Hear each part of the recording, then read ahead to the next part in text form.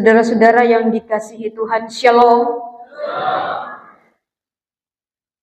Papa Mama kekasih Tuhan, hari ini kita berada di penghujung tahun, minggu yang terakhir, dan sedikit lagi kalender akan berganti.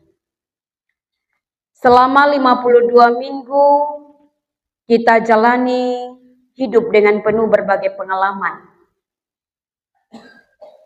Ada keberhasilan yang patut disyukuri, ada kegagalan yang masih membekas, ada hari-hari sehat, ada juga hari-hari di mana kita sakit, ada sukacita, namun juga ada air mata.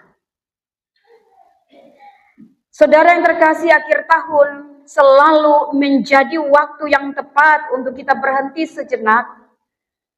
Bukan hanya untuk kita menghitung apa yang sudah kita capai, tetapi kita merenungkan kembali bagaimana selama 52 minggu 1 tahun kita menjalani iman kita. Dan Bapak Mama kekasih Tuhan, surat Yudas pasal 1 ayat 17 sampai ayat yang ke-23, ini ditulis kepada jemaat yang hidup di masa sulit. Mereka menghadapi ajaran yang menyesatkan. Ada juga konflik dalam komunitas mereka. Dan iman yang mulai goyah. Namun saudara, di tengah situasi-situasi itu, Yudas tidak mengajak jemaat untuk menjadi panik. Yudas juga tidak mengajak jemaat untuk menyalahkan kondisi yang terjadi. Tetapi saudara, Yudas memberikan nasihat yang sangat praktis dan relevan sampai dengan hari ini. Yudas mengatakan dalam ayatnya yang ke-20a, dia bilang, bangunlah dirimu sendiri di atas imanmu yang paling suci. Bangunlah dirimu sendiri di atas imanmu yang paling suci. Saudara yang terkasih, itu berarti bahwa dalam setiap pribadi kita, semua orang ini punya iman yang sudah terbentuk. Jadi kita jangan, biasa potong omong bilang, itu kata-kata yang sepertinya tidak punya iman. Lu punya sikap model begitu, itu tanda bahwa lu tidak punya iman. Tetapi saudara yang terkasih, ketika Yudas mengatakan demikian, itu berarti bahwa setiap kita punya iman, tetapi kadang-kadang iman ini tidak diasah. Kadang-kadang kotong membiarkan kotong punya iman begitu saja. Padahal kita mengalami masa-masa sulit. Kita mengalami berbagai hal pergumulan yang di mana di situ kita membutuhkan iman. Saudara yang terkasih, sekali lagi iman tidak bisa dibiarkan begitu saja. Iman itu harus dirawat. Kalau iman tidak dirawat, maka iman kita akan melemah. Seperti sebuah rumah yang tidak diurus, rumah yang tidak ditempati, yang di dalamnya tidak ada orang dalam waktu yang sangat lama, kita sudah bisa bayangkan, apalagi itu rumah tidak pernah diperbaiki. Saudara, sedikit demi sedikit rumah itu pasti akan rapuh. Lain hal kalau biar rumah dia mau rewat karena dia sudah mulai miring, tetapi kalau ada manusia di dalam, itu pasti ada kehidupan. Rumah itu tidak akan rubuh tenda situ orang dong di dalam. Saudara, demikian juga dengan iman. Pertanyaan bagi kita di akhir tahun ini, bukan hanya apa yang sudah kita capai. Pertanyaan bukan tentang apa yang sudah kita capai, tetapi juga kita perlu bertanya, apakah iman saya itu bertumbuh, ataukah justru iman saya itu menurun? Iman yang kokoh tidak membuat hidup itu bebas dari masalah, tetapi menolong kita untuk bisa tetap berdiri ketika masalah itu datang menghadang atau menimpa hidup kita. Sehingga Bapak Mama, Bapak Saudara yang terkasih, Yudas bilang, bangun diri di atas iman. dengan cara kotong merawat iman kita. Dan kemudian dalam ayat 20b dia bilang, berdoalah dalam pimpinan Roh Kudus. Berdoalah dalam pimpinan Roh Kudus. Doa bukan sekedar rutinitas rohani, tetapi semua orang tahu bahwa doa itu adalah nafas kehidupan iman. Melalui doa, saudara dan saya menyadari bahwa kita tidak berjalan sendiri. Roh Kudus menolong kita berdoa, bahkan ketika kata-kata kita sudah habis. Ada orang yang punya masalah beban yang begitu berat, lalu ada yang menasihati bahwa tetaplah berdoa, ingat berdoa. Lalu dia mengatakan, beta sudah habis kata-kata. Sonta mau berdoa apa lagi? Tetapi Yudas mengatakan bahwa berdoalah dalam pimpinan Roh Kudus.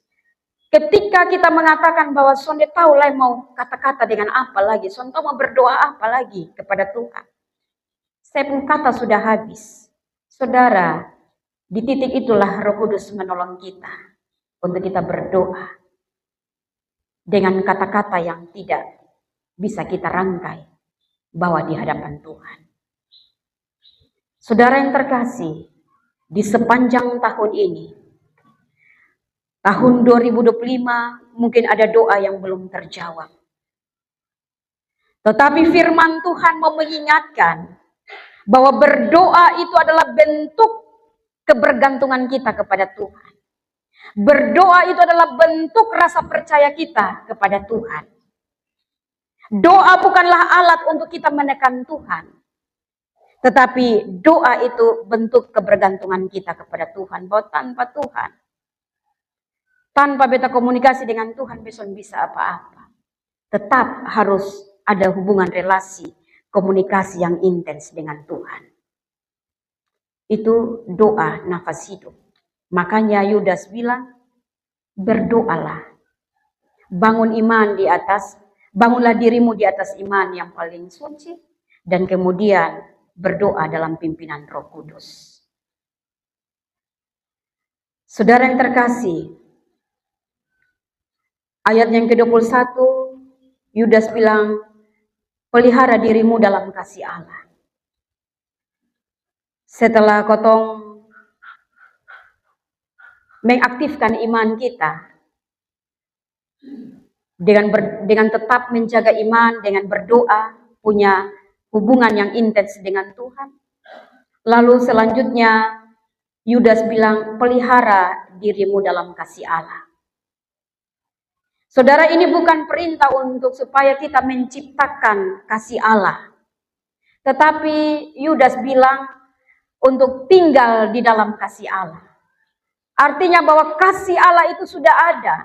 Kasih Allah sudah dikaruniakan kepada saudara dan saya. Jangan pernah sia-siakan kasih Allah itu. Dia tidak menyuruh kita untuk menciptakan kasih Allah, tetapi dia menyuruh kita untuk tinggal di dalamnya. Papa, mama, saudara-saudara, ketika kita sadar bahwa hidup kita dipelihara oleh kasih Allah, kita akan belajar bersyukur. Bukan karena semuanya baik, tetapi karena Allah itu tetap setia. Kasih Allah memberikan kekuatan untuk kita bisa menerima diri. Untuk kita bisa berdamai dengan diri kita sendiri. Kasih Allah itu memberikan kekuatan bagi kita untuk kita dapat mengampuni orang lain. Kasih Allah itu memberikan kekuatan bagi kita untuk tidak menyerah pada keputusasaan. Jadi ini kondisi jemaat yang berada dalam pergumulan sehingga Yudas mengatakan demikian. Selanjutnya, peliharalah dirimu dalam kasih Allah. Lalu yang terakhir, Bapak Mama, Yudas bilang, setelah secara pribadi aktifkan iman, berdoa, punya relasi dengan Tuhan, lalu tinggallah dalam kasih Allah. Selanjutnya dia bilang, pergilah di tengah-tengah komunitas, Pergilah di tengah-tengah persekutuan. Perkuat komunitas, perkuat persekutuan dengan belas kasihan. Ayat 22 sampai 23. Papa mama saudara-saudara, Yudas tidak berhenti pada iman pribadi. Tetapi dia menekankan pentingnya juga sebuah persekutuan. Semua orang beriman, pribadi lepas pribadi beriman. Tetapi kita soalnya bisa beriman sendiri. Kita juga tidak bisa mengandalkan bahwa beta ini paling rohani sudah. Lalu saya tidak membutuhkan siapa-siapa. Saya tidak membutuhkan sebuah komunitas atau persekutuan. Ada orang juga yang merasa bahwa saya sudah bangun hubungan secara pribadi dengan Tuhan. Itu sudah dengan setia, dengan taat. Lalu kemudian kita merasa bahwa supaya tidak terkontaminasi dengan dosa, maka kita tidak membutuhkan siapa-siapa lagi. Kita tidak bisa lagi untuk ada hidup dalam satu persekutuan. Biar saya hidup sendiri saja. Soalnya bisa. Kita manusia adalah makhluk sosial yang saling membutuhkan. Makanya Bapak Mama, bersaudara yang terkasih, Yudas bilang jemaat dipanggil untuk saling menolong. Jemaat dipanggil untuk saling menguatkan yang ragu. Menarik yang hampir jatuh. Bahkan merampas dari api. Merampas dari api neraka. Itu tugas kita. Jadi kotong soalnya bisa bilang bahwa besu rohani dan beta aman. Pasti beta sudah selamat. Soalnya peduli tentang yang ada di kiri kanan muka belakang. Tetapi Yudas bilang rampas mereka dari api. Yang hampir jatuh itu kita harus tarik. Bukan kotong dorong kotong jatuh. Tetapi harus tarik mereka. Agar mereka pun juga selamat. Bapak Mama, kita membutuhkan satu sama lain. Persekutuan yang kuat bukan persekutuan tanpa masalah. Tetapi persekutuan yang saling peduli. Persekutuan yang mau berjalan bersama-sama. Saudara yang terkasih, seorang pendaki gunung, dia tahu satu hal, bahwa tali pengaman itu penting. Tali itu tidak membuat pendakian menjadi mudah, tetapi akan menjaga agar ketika terpleset, dia tidak jatuh sendirian. Dan saudara, iman adalah tali itu. Doa adalah pegangan. Dan persekutuan adalah orang-orang yang saling mengikatkan diri agar tidak ada yang jatuh sendirian. Bapak Mama, saudara-saudara yang terkasih, menutup tahun 2025 di minggu yang terakhir. Mengakhiri tahun ini bukan hanya soal kita menoleh ke belakang. Tetapi saudara, mari kita menyiapkan diri untuk melangkah ke depan. Firman Tuhan hari ini mau mengajak kita untuk mari kita memperbaharui iman dan kita memperkuat persekutuan. Perbaharui iman kita yang sudah Tuhan berikan kepada kita yang mulai terbentuk. Kuatkan, kokohkan itu dengan doa. Intens relasi dengan Tuhan. Pelihara dirimu dalam kasih Allah. Dan ingat, kita tidak sendirian tetapi kita ada dalam sebuah komunitas. Komunitas keluarga, jemaat, masyarakat. Kita tidak akan terlepas dari itu. Maka perkuat persekutuan kita dalam keluarga masing-masing, di tengah-tengah jemaat maupun masyarakat, di lingkup kerja kita masing-masing. Kita memasuki tahun yang baru dengan iman yang terus dibangun, dengan doa yang setia, hidup yang tinggal dalam kasih Allah, dan persekutuan yang saling menopang.